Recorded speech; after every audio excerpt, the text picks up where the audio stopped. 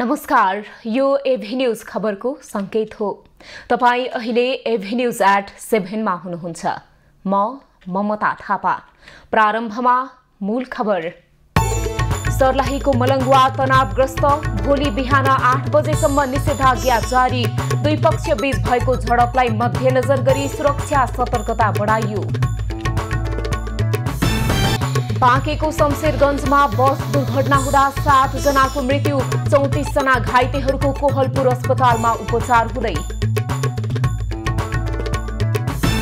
सुन तस्करी प्रकरणमा थप 3 जना पक्राउ, विमानस्थल भन्सारका अधिकृत सहित 3 कर्मचारी सीआईबीको नियन्त्रणमा। पोखरा विमानस्थलमा भुटानको ड्रुक एयरले थाल्यो व्यावसायिक उडान, विमानस्थलमा भव्य स्वागत।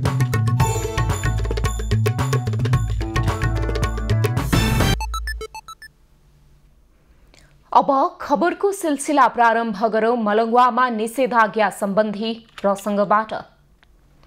सर्लाही सदरमुकाम मलंगवा तनावग्रस्त बनेको छ। शान्ति सुरक्षा कायम गर्न स्थानीय प्रशासनले शनिबार दिउँसो 4 बजेदेखि आइतबार बिहान 8 बजेसम्म निषेधाज्ञा जारी गरेको छ। कृष्ण जन्माष्टमीको मूर्ति विसर्जन गर्ने क्रममा शुक्रबार साँझ दुई पक्ष बीच झडप भएपछि मलंगवाको अवस्था तनावग्रस्त बनेको हो। शनिबार बिहानैबाट सदरमुकाम मलंगवामा टायर बालेर प्रदर्शन र ढुङ्गा मुडा हुन थालेपछि स्थानीय प्रशासनले शान्ति सुरक्षा कायम गर्न निषेधाज्ञा जारी गरेको जनाएको छ। प्रशासनले सुरक्षा व्यवस्था कडा बनाउँदै सर्वदलीय सर्वपक्षीय भेला बोलाएर जातीय र धार्मिक सद्भाव कायम राख्न अपील गरेको छ।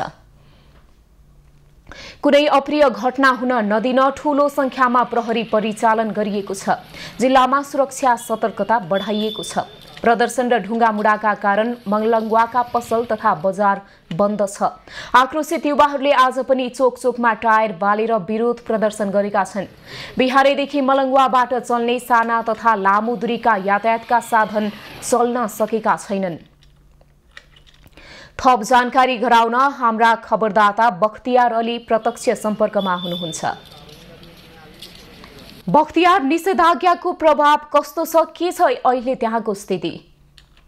ममता, अहिले खास गरेर सर्लाहीको सदरमुकाममा निषेधाज्ञा जारी गरेको छ स्थानीय प्रशासनले र अहिले भर्खरै केही दिन पहिला हामीसँग जुड्नु भएको थियो जिल्ला प्रशासनका प्रमुख जिल्ला अधिकारी इन्द्रदेव यादव र एसपी साहब पनि हामीसँग जोड्नु भएको थियो। उहाँसँग हामीले कुराकानी पनि गरेका थियौँ। अहिले अवस्था सामान्य छ। कुनै अप्रिय घटना हुन नदिनको लागि आज बेलुका 5 बजेदेखि लिएर भोलि बिहान 8 बजेसम्मको लागि सदरमुकाम मलंगवामा निषेधाज्ञा स्थानीय प्रशासनले जारी गरेको छ।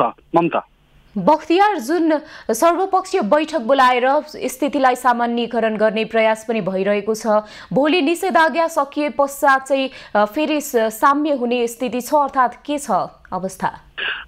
अब भोलिको अवस्था, अब स्थानीय प्रशासनको यदि कुरा गर्नुहुन्छ भने उहाँहरू अपेक्षा राख्नु भएको छ कि भोलिसम्म अवस्था सामान्य हुन्छ। कुनै अप्रिय घटना घट्न नदिनको लागि उहाँहरू ठूलो संख्यामा सदरमुकाम मलंगवामा प्रहरी परिचालन गर्नु भएको छ र उहाँहरूले अपेक्षा राख्नु भएको छ अब कुनै अप्रिय घटना घट्दैन होइन। घटेपछि हामी चुस्त दुरुस्त रूपमा त्यसको लागि तयार बसेका छौँ। त्यस्तो केही पनि हुँदैन भनेर प्रमुख जिल्ला अधिकारी इन्द्रदेव यादवले बताउनु भएको छ। ममता, बख्तियार, जुन दुई पक्ष बीच विवाद भएको थियो, त्यो विवादको कारण के हो र ती विवाद भएका पक्षहरूले चाहिँ के कस्तो प्रतिक्रिया दिएछन्, यहाँले केही बुझ्नु भएको छ?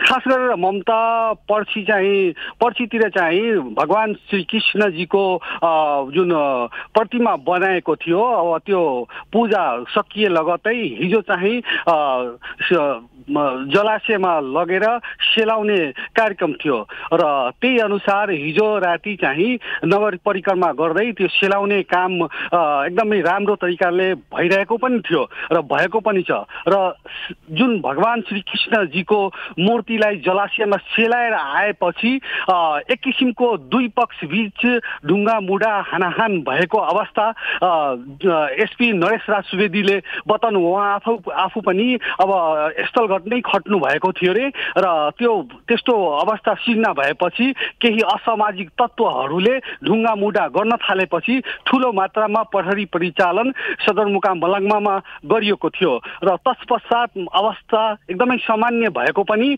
एसपी नरेश राज सुवेदीले हामीलाई जनाएको थियो। ममता बख्तियार, सर्लाहीमा निषेधाज्ञा जारी भए पश्चात लामो तथा जिल्लाभित्रै चल्ने सवारी साधन पनि रोकिएका छन्। वैकल्पिक मार्गको प्रयोग गरिएको छ लामो दूरीको सवारी साधनको लागि, अर्थात् त्यही स्थानमै रोकिएका छन्। यस विषयमा पनि बताउनुहोस्। ममता, खासै आज बिहान जुन सर्वदलीय बैठक अब प्रमुख जिल्ला अधिकारी इन्द्रदेव यादवले बोलाउनु भएको थियो, त्यो सर्वदलीय बैठकमा एक किसिमको जुन निर्णयहरू भयो समाजी सद्भाव कायम गर्न र गराउनु पर्छ भनेर त्यहाँबाट निर्णय नै पारित गरिसकेपछि अब सदरमुकाम मलङ्गमामा यहाँ ढुङ्गा मुढाको श्रृङ्खला चाहिँ रोकिएन, टायर बारेर प्रदर्शन गर्ने कामहरू भयो र मन्दिरमाथि मस्जिदमाथि ढुङ्गा मुढा पनि भएको हामीले जानकारी प्राप्त गरे।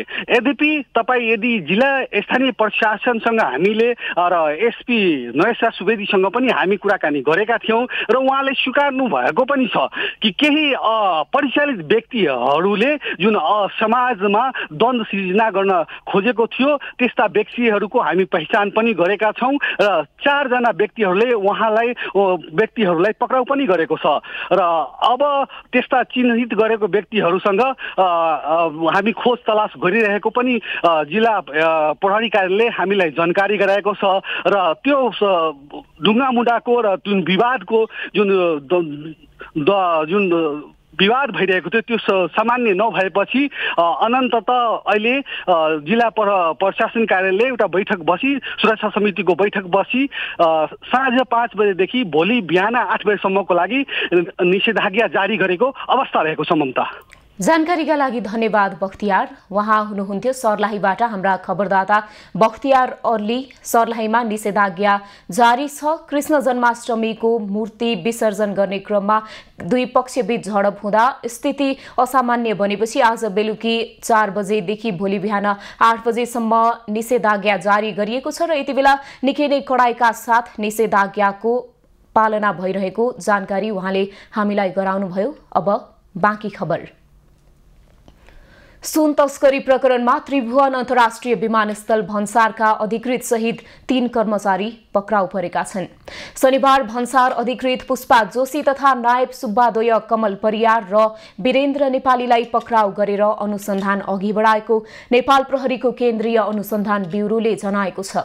61 केजी सुन तस्करी प्रकरणमा यस अघि पक्राउ परेका भन्सार एजेन्ट, कर्मचारी तथा तस्कर माथिको अनुसन्धानपछि भन्सारका 3 कर्मचारीको संलग्नता खुलेको हो। यसअघि विमानस्थल भन्सारकै 2 अधिकृत गणेश पौडेल र सन्तोष सन्त सहितका 4 कर्मचारी पक्राउ परिसकेका छन्। सुन तस्करी प्रकरणमा शनिबार पक्राउ परेका 3 सहित 31 जना सीआईबीको नियन्त्रणमा छन्। बाँकेको राप्ती सोनारी गाउँपालिका 9 शमशेरगञ्जमा रोकेर राखिएको ट्रकमा यात्रुवाहक बस ठोकिँदा 7 जनाको मृत्यु भएको छ। दाङबाट बर्दिया जाँदै गरेको ना 7ख2321 नम्बरको बस सडक किनारमा रोकेर राखिएको ना 8ख6405 नम्बरको ट्रकमा ठोकिँदा दुर्घटना भएको हो। दुर्घटनामा परिचालक, सहचालक सहित 7 जनाको मृत्यु भएको छ भने 34 जना घाइते भएको प्रहरीले जनाएको छ। मृत्यु हुनेमा बर्दियाको ठाकुर बाबा नगरपालिका 9 का 50 वर्षीय काशीराम थारू, 55 वर्षीय कस्तुरी थापा, 55 वर्षीय रूपा परियार, 40 वर्षीय जयन्ती थारू, 60 वर्षीय सानुराम थारू, चालक 45 वर्षीय जुगबहादुर चन्द्र, बारबर्दिया नगरपालिका 7 का 34 वर्षीय सहचालक बसन्त कार्की रहेका छन्। बसमा 41 जना सवार रहेको बताइएको छ। घाइतेहरूको नेपालगञ्ज मेडिकल कलेज कोहलपुरमा उपचार भइरहेको छ। बर्दियाको ठाकुर बाबा नगरपालिका 9 बेथनीको सामुदायिक वन समूहको टोली लिएर दाङ गएको बस फर्किने क्रममा रोकेर राखेको ट्रकसँग ठोकिएको हो। काठमाडौँ उपत्यकामा दैनिक जसो 25 देखि 30 वटा सवारी दुर्घटना हुने गरेका छन्, जसमध्ये 5 वटा गम्भीर प्रकृतिका दुर्घटना हुने गरेका छन्। सडकको दुरावस्था, जीर्ण सवारी साधन, स्तरीय सवारी चालकको अभाव, सवारी नियम पालनामा लापरवाही नै दुर्घटना हुनुका मुख्य कारण मानिएको छ। उपत्यकाका ट्राफिक कार्यालयका अनुसार आर्थिक वर्ष 2078-79 काठमाडौँ उपत्यकामा मात्रै 10,733 वटा सवारी दुर्घटनाका घटना हुँदा 191 जनाले ज्यान गुमाए। त्यस्तै आर्थिक वर्ष 2079-80 पनि 10,675 सवारी साधन दुर्घटनामा पर्दा 177 जनाले ज्यान गुमाएको तथ्याङ्क छ। उपत्यकाका ट्राफिक कार्यालयका अनुसार वार्षिक रूपमा हुने गरेको सवारी दुर्घटनामा पहिलेको तुलनामा केही कम देखिए पनि अहिले दैनिक रूपमा हुने दुर्घटनामा भने वृद्धि भएको छ। दुईटा आर्थिक वर्षलाई तुलना गर्दा दुर्घटना चाहिँ केही चाहिँ घटेको देखिन्छ, तथापि पछिल्लो अब यो केही 1-2 हप्ता यता चाहिँ अलिकति काठमाडौँ उपत्यकामा दुर्घटनाहरू बढेको चाहिँ पाइएको छ। उपत्यकामा दैनिक जसो 25 देखि 30 वटा सवारी दुर्घटना हुने गरेको छ, जसमध्ये करिब 5 वटा गम्भीर प्रकारका दुर्घटना हुने गरेका छन्। सडकको दुरअवस्था, गुणस्तरहीन सवारी साधन, स्तरीय सवारी चालकको अभावका कारण दुर्घटना हुने गरेको छ। बढ्दो जनसङ्ख्या र शहरीकरणसँगै बढेको सवारी साधनको चापलाई व्यवस्थापन गर्न नसक्दा पनि जोखिम बढेको हो।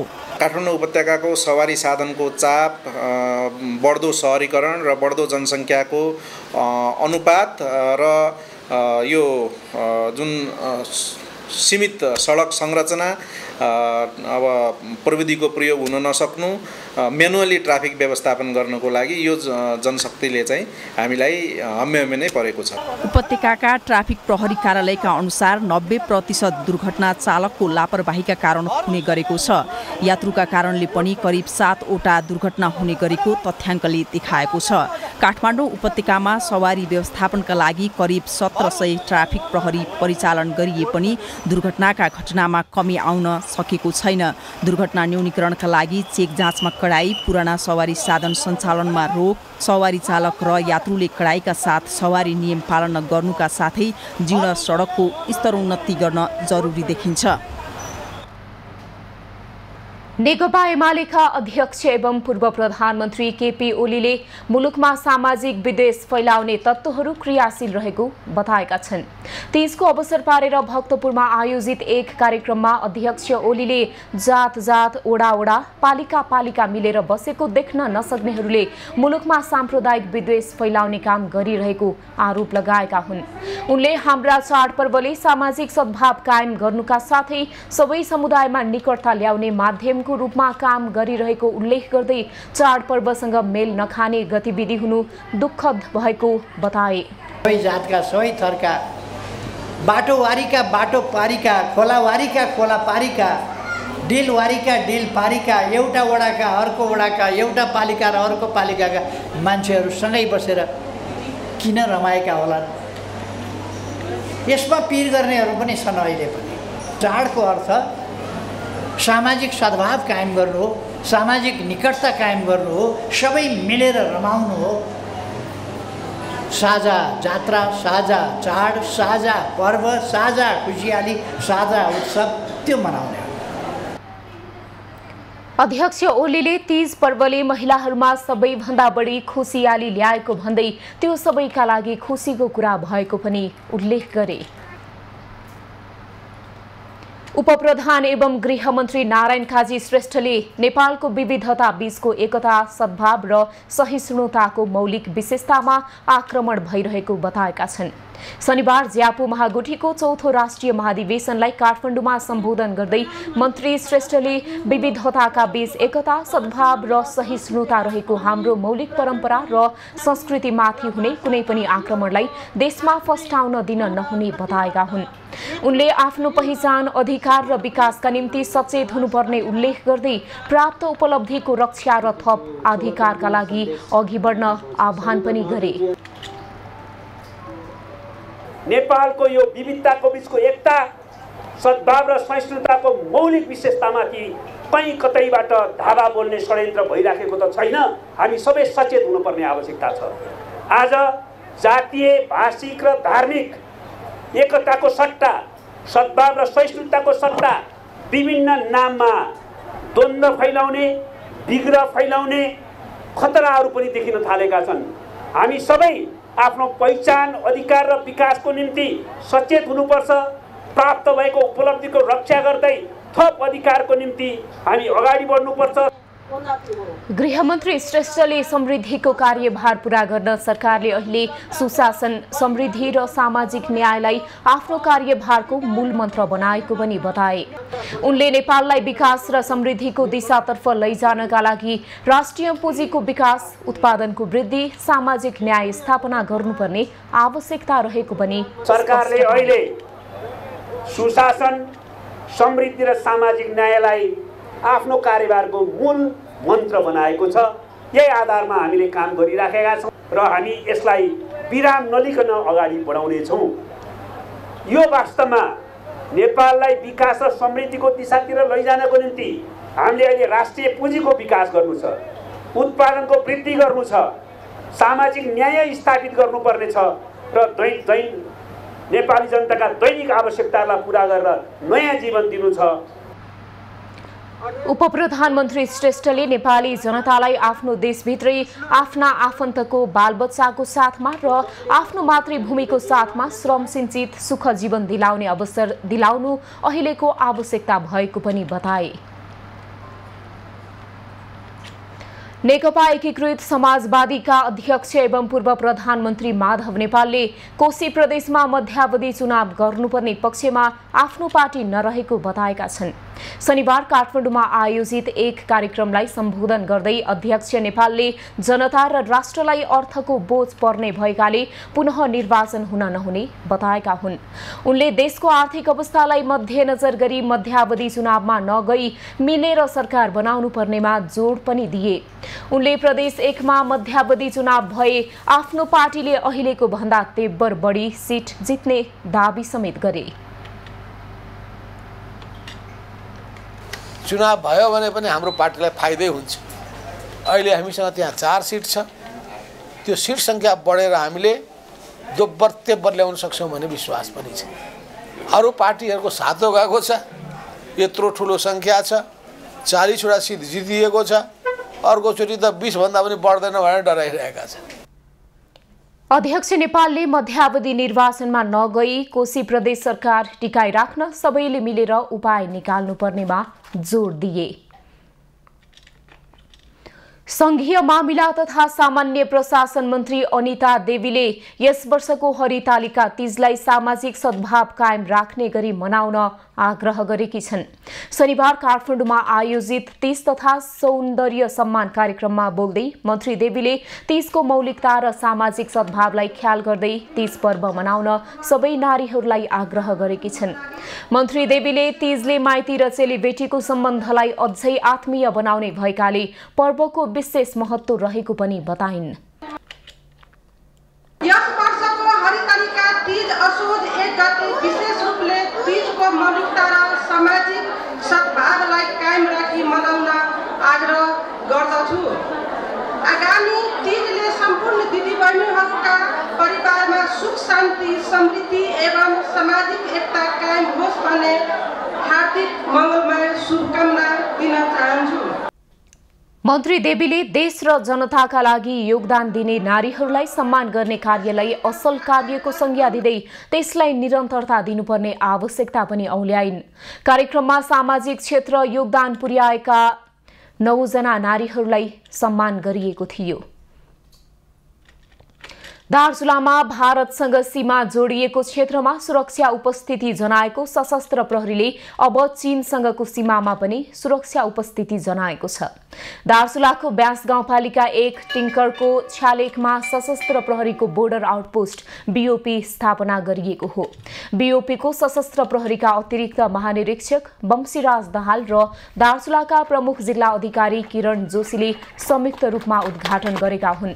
सो अवसरमा सशस्त्र प्रहरी बल नेपालका अतिरिक्त महानिरीक्षक बमसीराज दाहालले सीमा सुरक्षाको जिम्मेवारीमा रहेको सशस्त्र प्रहरीले भारत र चीन सीमामा सुरक्षा उपस्थिति बढाउँदै सीमा सुरक्षा, सीमा अपराध नियन्त्रण जस्ता कार्यलाई नेपाल सरकारले नेपालको सिमानाको रक्षा गर्ने, नेपालको सिमाना अतिक्रमण नहोस्, 1 इन्च सिमाना पनि तलमाथि नपरोस् भन्ने उद्देश्यका साथ सशस्त्र प्रहरीलाई पछिल्लो समयमा जिम्मेवारी दिएर जिम्मेवारी सँगसँगै फिल्डमा पनि यसरी खटिने कामहरू हुँदै आएको छ। छिमेकी मित्र राष्ट्र चीनसँग कुरा गर्दाखेरि हामीले चाहिँ त्यहाँ सीमाको लागि डेडिकेटेड फौज लगेर तैनात गरिसकेका छौँ भन्ने यी लगायतका सबै कुराहरूको सन्दर्भमा हामी आज छौँ। टिङ्करमा स्थापना गरिएको बोर्डर आउटपोस्टको सुरक्षार्थ सशस्त्र प्रहरी निरीक्षक जनक पौडेलको कमान्डमा 20 जनाको टोली खटाइएको छ। बीओपी स्थापना कार्यक्रममा स्थानीयहरूले टिङ्कर नाका सुचारू गर्नका लागि पहल गर्न माग गरे। व्यापारिक तथा धार्मिक पर्यटनको हिसाबले महत्त्वपूर्ण रहेको टिङ्कर नाका विगत 4 वर्षदेखि बन्द रहेको छ। खबरको सिलसिला अझै जारी छ, हामीसँगै रहनुहोला।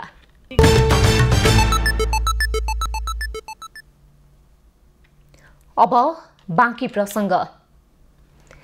नेपालका लागि चिनिया राजदूत छङसोङलाई फिर्ता पठाउन माग गर्दै काठमाडौँको माइतीघर मण्डलामा प्रदर्शन गरिएको छ। शनिबार लोसपा निकट विद्यार्थी संगठनले राजदूत सोङले कूटनीतिक मर्यादा विपरीत नेपाल र भारत बीचको कूटनीतिक सम्बन्धमा दरार ल्याउने विवादास्पद अभिव्यक्ति दिएकाले फिर्ता पठाउनु पर्ने माग गर्दै विरोध प्रदर्शन गरेको हो। उनीहरूले चिनिया राजदूतले भारतसँगको व्यापार सम्झौताले नेपाल समृद्ध नहुने, एमसीसीको कार्यान्वयनले नेपालको विकास हुन नसक्ने भन्दै दिएको अभिव्यक्ति सही नहुने बताए। नेपालको विकास हुन सक्दैन। अमेरिका र भारतसँग नेपाल अगाडि बढ्यो भने नेपालको विकास हुन सक्दैन। लोसपा नेपाल निकटको लोकतान्त्रिक विद्यार्थी संघले त्यो चिनिया राजदूतको कदमलाई ब्याक गर्नको लागि चिनिया राजदूतले जुन अभिव्यक्ति दिएको छ, गैर जिम्मेवार अभिव्यक्ति दिएको छ, कुनै पनि व्यक्तिले, कुनै पनि समुदायले, चाहे भलै चाइनिज राजदूतावास किन नहोस्, चाइनिज राजदूत किन नहोस्, चाइनिज देशै किन नहोस्, दुस्साहस गर्छ भने त्यो दुस्साहसको विरोधमा आज पनि हामी उभिनेछौँ र भोलि पनि हामी उभिनेछौँ। प्रदर्शनमा सहभागीहरूले नेता बन्ने चाहना भए राजदूतबाट राजीनामा गरेर राजनीति गर्न सोङलाई आग्रह गरे। गौ हत्याको विरोध गर्दै काठमाडौँमा सद्भाव र्याली निकालिएको छ। वैदिक सनातन धार्मिक महासंघको आह्वानमा शनिबार काठमाडौँको माइतीघर मण्डलादेखि नयाँ बानेश्वरसम्म गौ हत्याको विरोधमा शान्तिपूर्ण सद्भाव र्याली निकालिएको हो। र्यालीमा सहभागी भएकाहरूले गौ हत्या गर्नेलाई कारबाही गर्न माग गर्दै नाराबाजी गरेका थिए। उनीहरूले क्रिस्चियन धर्मको प्रचारबाजी निषेध गर्न पनि सरकारसँग माग गरे।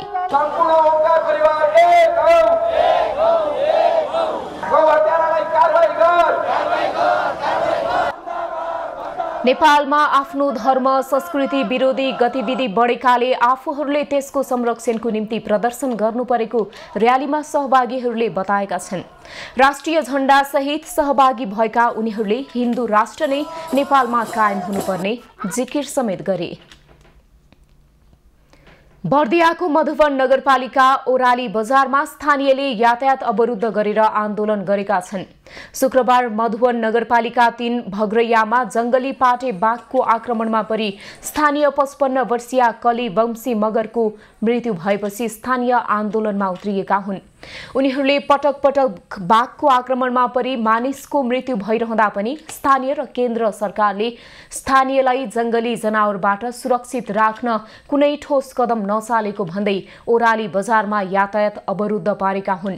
उनीहरूले स्थानीयसँग वार्ता गर्न केन्द्र सरकार मधुवन क्षेत्रमा नआएसम्म आन्दोलन जारी राख्ने चेतावनी समेत दिएका छन्। पीडित परिवारको घर परिवारलाई त करोडौं दिए पनि त्यो छैन, त्यो कुनै घाउ मलममा पट्टी लाग्ने पनि छैन। अनि आगामी समस्या यस्तो नहोस् अनि भन्नका लागि हामी यो आन्दोलन गरेको छौं। यो ठाउँको लागि, यो ठाउँको जनताको लागि केही सुरक्षा चाहने हो भने व्यवस्थित बसोबास गराइदिनु पर्यो। तारवारको पक्की वाल भए अनि तारवारको गराउनु पर्यो। त्यसपछि आइमूलक कामहरू गर्नु पर्यो। त्यसपछि पीडित पक्षहरूलाई, पीडित परिवारलाई उचित राहतको व्यवस्था हुनु पर्यो। उनीहरूले पीडित परिवारलाई दिइने 10 लाख राहत अपुग भएको पनि बताएका छन्। स्थानीयको आन्दोलनमा मधुवन नगरपालिकाले पनि समर्थन जनाएको छ। केन्द्र सरकार मधुवनको समस्या समाधानका लागि पीडितहरूको क्षेत्रमै उपस्थित नभएसम्म दैनिक 2 घण्टा सडक जाम गरी आन्दोलन गर्ने नगरपालिकाले जनाएको छ। सरकारसँग स्थानीय सरकार नै वार्तामा बस्छ जनताको पक्षमा। त्यसैको लागि केन्द्रीय सरकार आउनुपर्छ भनेर हामीले माग गरिरहेका छौँ। यदि यो हामीले प्रत्येक दिन हामीले 2 घण्टा चाहिँ हामीले बन्द गर्छौँ र हामीले जबसम्म केन्द्रीय सरकारले आएर हाम्रो यो वचनबद्धता गर्छ तबसम्म हामीले सब पनि बुझ्दैन। त्यो हाम्रो स्थानीय सरकारको समर्थन चाहिँ हामीले।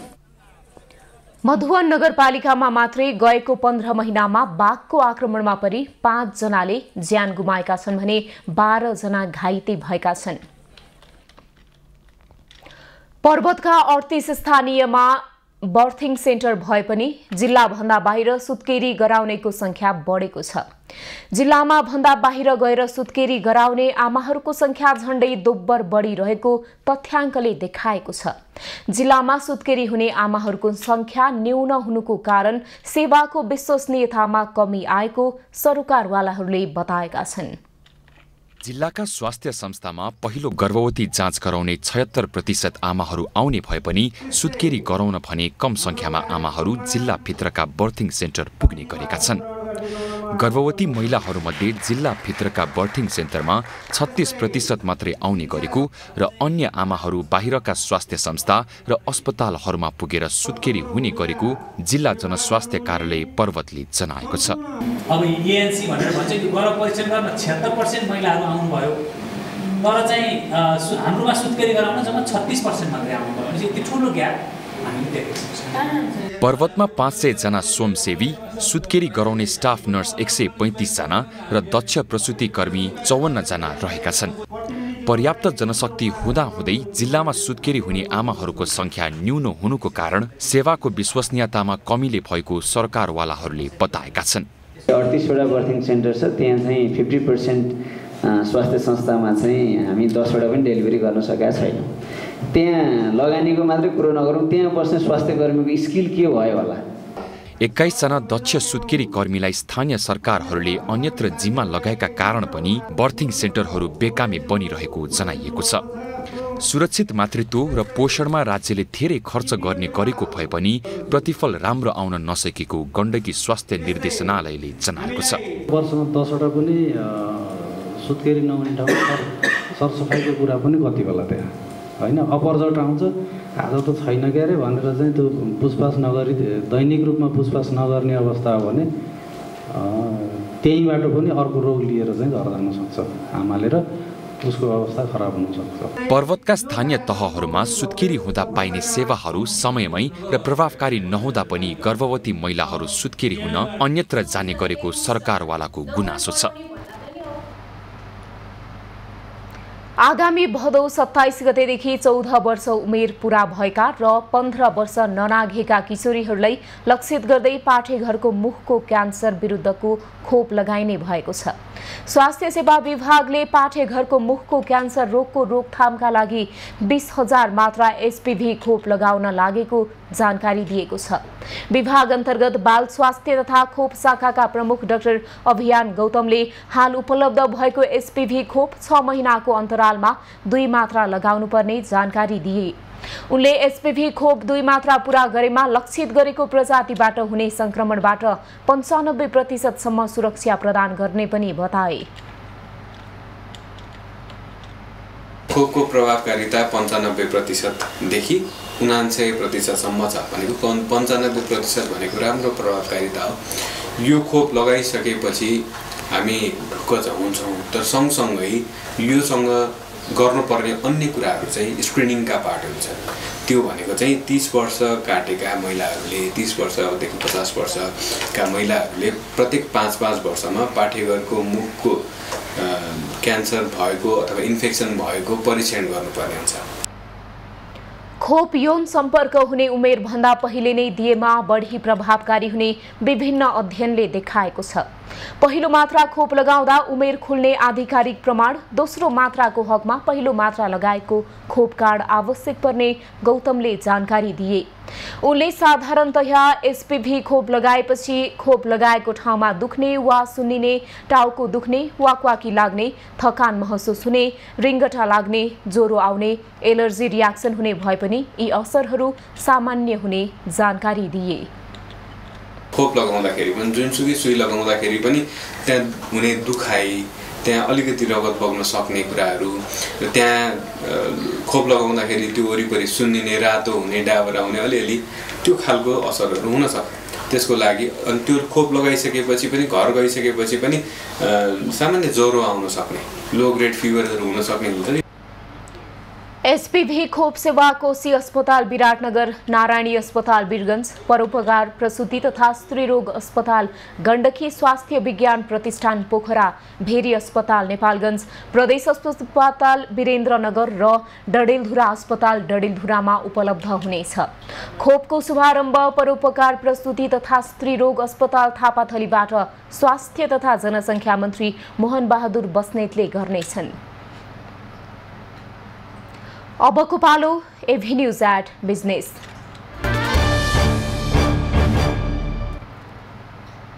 पोखरा विमानस्थलबाट पुनः अन्तर्राष्ट्रिय उडान भएको छ। शनिबार बिहान पहिलो पटक भुटानको ड्रुक एयरले पोखरामा व्यावसायिक उडान भरेको हो। भुटानको पारो विमानस्थलबाट चालक दलका 3 सदस्य सहित शनिबार बिहान पौने 7 बजे पोखरा ओर्लिएको ड्रुक 42 युरोपेली पर्यटक बोकेर बिहान 8:15 बजे थिम्पू फर्किएको हो। पोखरा पर्यटन परिषदको नेतृत्वमा पर्यटन व्यवसायीले विमानस्थलमा ड्रुक एयरका चालक दललाई स्वागत र थिम्पू जाने पर्यटकलाई बिदाई गरेका थिए। पर्यटकलाई स्वागत गरेपछि सञ्चारकर्मीसँग कुरा गर्दै गण्डकी प्रदेशका पर्यटन मन्त्री दिपेन्द्र बहादुर थापाले भारतसँगको रूटबारे केही समस्या भएकाले छलफल भइरहेको बताए। अब चाइनासँग गर्दाखेरि कतै चाहिने यो दक्षिणतिरको चाहिने अलिकति केही अब चाहिने नमिलेको हो कि यी कुराहरू मिलाएर जानुपर्ने हो कि नेपाल सरकारले यी कुराहरूलाई दुई देशको बिचको सम्बन्धलाई चाहिँ अझ समधुर बनाउने हो कि यी विषयमा पनि हामीले चाहिँ प्रदेश सरकारले चाहिँ बारम्बार भनेको छ। त्यसैगरी पोखरा महानगरपालिकाका प्रमुख धनराज आचार्यले पोखरा अन्तर्राष्ट्रिय विमानस्थल बनिसकेपछि पनि सञ्चालन हुने कि नहुने भन्ने दोधार देखिएकोमा अब भने विमानस्थल उडानका लागि तयार छ भन्ने सन्देश गएको बताए। उनले चीन उडानका लागि तयार भए पनि भारतसँग छलफल गरी रुट समस्या समाधान गरे पोखरा विमानस्थलबाट नियमित उडान हुन कठिनाई नहुने बताए। केही आन्तरिक विषयहरू पनि छन्, ती सबै बिस्तारै मिलेर त्यसपछि रेगुलर फ्लाइट हुन्छ। हामीलाई पोखरालाई खास गरिकन पोखराको दक्षिणतिरका मित्र राष्ट्रको नजिकका सहरहरूमा फ्लाइट जहिलेसम्म हामी रेगुलर गर्न सक्दैनौँ त्यति बेलासम्म यहाँको फ्लो पुरा हुन सक्दैन हैन। त्यसकारणले गर्दाखेरि अहिले यो कूटनीतिक विषय पनि हो, कतिपय चाहिँ राजनीतिक हिसाबले उच्च स्तरमा मिलाउनु पर्ने विषयहरू पनि छन्। त्यसो हुँदाखेरि यो छिटै यो समाधान हुन्छ। यसअघि चीनको सिचुवान एयरलाइन्सले छेन्दुबाट चार्टर्ड उडान गरी पोखरा अन्तर्राष्ट्रिय विमानस्थल आएको थियो। महिलाद्वारा उत्पादित सामग्री प्रवर्धन गरी विदेश निर्यात गर्ने व्यवस्था गर्न महिला उद्यमीहरूले सरकारसँग माग गरेका छन्। काठमाडौँमा जारी महिला उद्यमी मेलामा नेपालमा सहभागी महिला उद्यमीहरूले कोभिड महामारी र विश्वव्यापी आर्थिक मन्दीका कारण साना तथा मझौला उद्यमीहरूले उत्पादन गरेका सामग्रीहरूले बजार पाउन नसकिरहेको भन्दै विदेश निर्यात गर्ने वातावरण सिर्जना गरिदिन सरकारसँग माग गरेका हुन्। महिला उद्यमीहरूलाई प्राथमिकतामा राख्दै सरकारले नेपालमै उत्पादित कच्चा पदार्थहरूबाट बनेका विभिन्न सामग्रीलाई सहज रूपमा स्वदेश तथा विदेशमा बजारीकरणको व्यवस्था गर्न आवश्यक रहेको हाम्रो देशमा मेहनत गरेर हस्तकला उद्यमी बनेर अनि हाम्रो आफ्नो आफूले बनाएको उद्यमको कामहरू हाम्रो यस्तै सामानहरू बेचेर पनि त हामीले आम्दानी आय आर्जन गर्न सकिन्छ नि। यसको चाहिँ हाम्रो त्यति मार्केट नै अब डाउन नै छ, अहिले सबै विदेशी मार्केटले चलेको छ र हामीहरूलाई चाहिँ सरकारले पनि अलिकति सहयोग होइन, उद्योग मन्त्रालय छ, यो विभिन्न उहरू छ, उहाँहरूले चाहिँ यसमा पनि नजर जाओस्। त्यस्तै उनीहरूले ढाकाको कपडा उत्पादनमा सहुलियत ऋणको व्यवस्था गरिदिन पनि माग गरेका छन्। उनीहरूले सरकारले विदेशीबाट आयात हुने कपडालाई प्रतिबन्ध लगाएर नेपाली महिला उद्यमीहरूले उत्पादन गरेका नेपाली उत्पादन मात्रै खरिद गर्ने व्यवस्था गर्न आवश्यक रहेको पनि बताए। र बजारीकरणमा कस्तो हुन्छ भन्दा यो अरू लुगा भन्दा अरू विदेशबाट जति पनि आयात गरिन्छ त्यो सामानलाई थोरै रोकेर यो सामान राखेर हेरौँ न। हामीले हाम्रो देशको यो सामानहरू चाहिँ राख्यौँ भने त्यो अर्को सामान त्यतिकै पलायन होस् के। उनीहरूले महिला उद्यमीहरूलाई राज्यले सहुलियतमा ऋण र सिपमूलक तालिम दिन आवश्यक रहेको पनि बताए।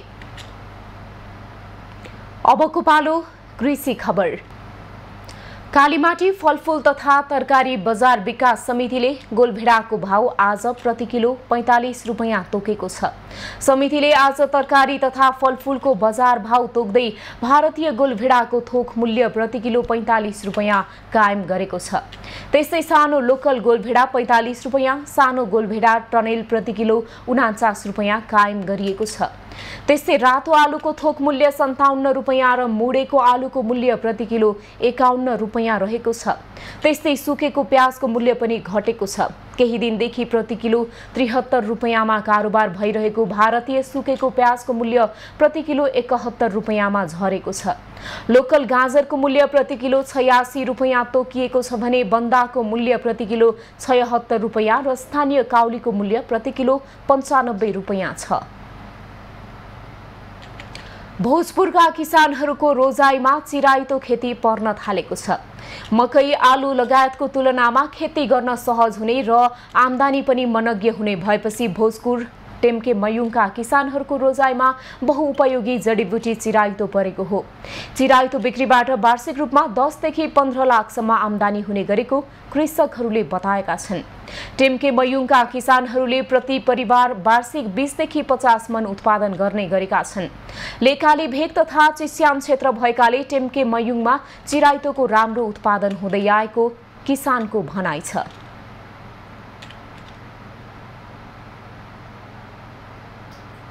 खबरको सिलसिला अझै जारी छ, हामीसँगै रहनुहोला।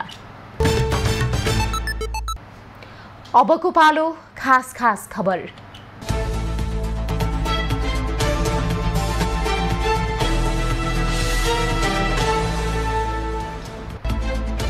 प्रधानमन्त्री पुष्पकमल दाहालले माओवादी केन्द्रलाई पुनः जनताको पार्टीको रूपमा स्थापित गर्ने बताएका छन्। शनिबार गोरखामा आयोजित एक कार्यक्रममा प्रधानमन्त्री दाहालले पार्टी पुनर्निर्माण अभियान र सरकारले राम्रो काम गरेका कारण जनतामा माओवादी पार्टीप्रति भरोसा बढिरहेको बताएका हुन्। उनले सरकारले चलाएको भ्रष्टाचार विरोधी अभियानले जनतामा उत्साह जागेको र भ्रष्टाचारमा रमाउनेहरू अत्तालिएको पनि दाबी गरे। सरकारलाई आवश्यक रकम जुटाउन नेपाल राष्ट्र ब्याङ्कले 10 अर्ब रुपैयाँ बराबरको विकास ऋणपत्र बिक्री गर्ने भएको छ। राष्ट्र ब्याङ्कले 6 वर्ष अवधिको विकास ऋणपत्र 2086 झ बिक्री गर्न लागेको हो। बोल कबोल प्रक्रियाबाट बिक्री हुने विकास ऋणपत्र खरिदका लागि ब्याङ्क तथा वित्तीय संस्था, गैर ब्याङ्क वित्तीय संस्था, बीमा कम्पनी, संगठित संस्था तथा नेपाली नागरिकले राष्ट्र ब्याङ्कको राष्ट्र ऋण व्यवस्थापन विभागमा आवेदन दिन सक्ने सूचनामा उल्लेख छ।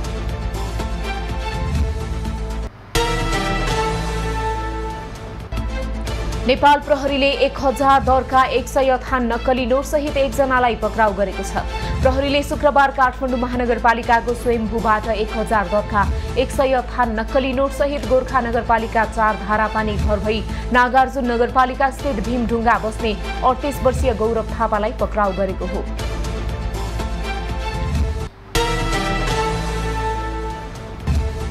जाजरकोटको भेरी नगरपालिका 5 स्थित वडा कार्यालयको भवन निरीक्षण गर्न पुगेको अख्तियार दुरुपयोग अनुसन्धान कार्यालय सुर्खेतको टोलीमाथि आक्रमण भएको छ। स्थानीय चक्रबहादुर मल्ल सहितका 4 जनाको समूहले अख्तियार कर्मचारीमाथि आक्रमण गरेका हुन्। आक्रमणबाट चालक मानबहादुर ठाडा मगर घाइते भएका छन्। आक्रमणमा संलग्न 3 जनालाई प्रहरीले पक्राउ गरेको छ।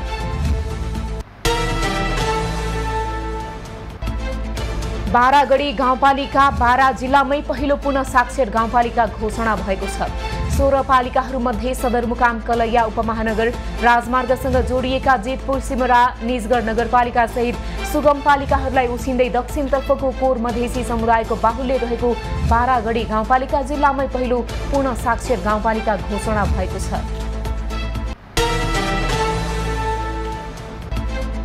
समाजवादी मोर्चाले बागमती प्रदेश स्तरीय सन्देश सभा आइतबार मकवानपुरको हेटौडामा गर्ने भएको छ। आज पत्रकार सम्मेलन मार्फत समाजवादी मोर्चामा आबद्ध दलहरूले सन्देश सभाबारे जानकारी गराएका हुन्। आइतबार नै समाजवादी मोर्चाको बागमती प्रदेश कमिटीको घोषणा गर्ने समेत तयारी छ।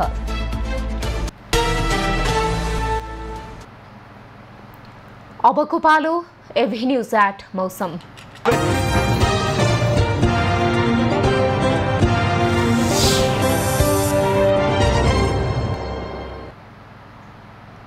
पछिल्लो 24 घण्टामा देशभर आंशिकदेखि सामान्य बदली रह्यो। आज राति बागमती, गण्डकी र सुदूरपश्चिम प्रदेशका केही स्थानहरूमा तथा बाँकी प्रदेशका थोरै स्थानहरूमा मेघ गर्जन, चट्याङसहित हल्कादेखि मध्यम वर्षाको सम्भावना छ। साथै मधेस, गण्डकी, लुम्बिनी र सुदूरपश्चिम प्रदेशका 1-2 स्थानमा भारी वर्षाको समेत सम्भावना रहेको छ। आज काठमाडौँ उपत्यकाको अधिकतम तापक्रम 28 डिग्री सेल्सियस र न्यूनतम तापक्रम 20 डिग्री सेल्सियस मापन गरिएको छ। आज देशभरको मौसम कस्तो रह्यो त हेरौं देशका विभिन्न स्थानको मौसमी अवस्था।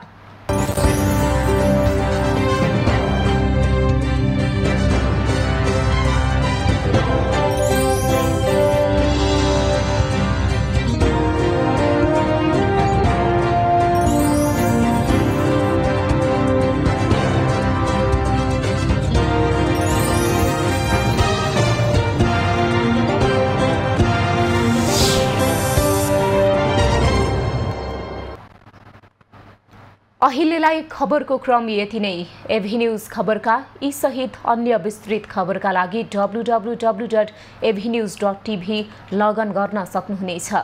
युट्युब, फेसबुक र ट्विटरमा पनि हामीलाई फलो गर्न सकिनेछ। खबरभित्रको खबरका लागि हेर्दै रहनुहोला एभेन्यूज खबर। नमस्कार।